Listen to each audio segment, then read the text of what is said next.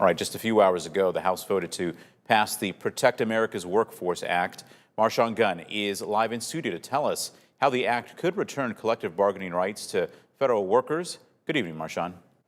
Good evening, John. Federal workers in these 20 departments do not have collective bargaining rights due to an executive order passed in March. While the Protect America's Workforce Act has now passed the House, it could change that. Local union leaders say more must be done.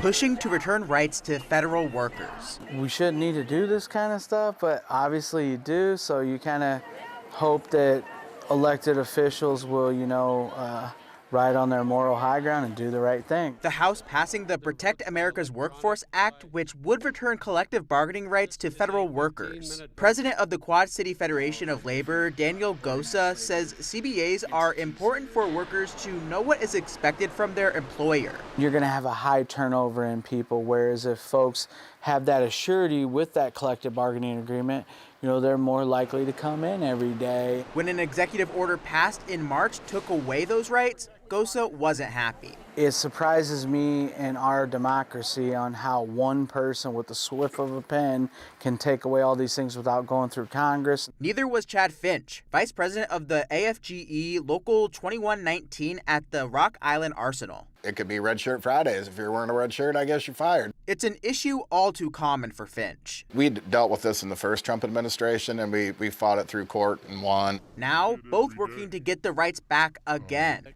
20 Republicans voting alongside all Democrats, a move sparking some hope. This should be a bipartisan issue. The fight isn't over yet. It's a tough road ahead when we get to the Senate. It seems under this administration, that's where bills go to die. But the union leaders say they have to keep pushing in order to keep workplaces fair for employees. The executive order from President Trump was put in place citing a 1978 law that restricts some union action based on national security. The bill repealing it still needs to be considered by the Senate before it can make it to the president's desk to return those rights. John? All right, Marshawn, thank you.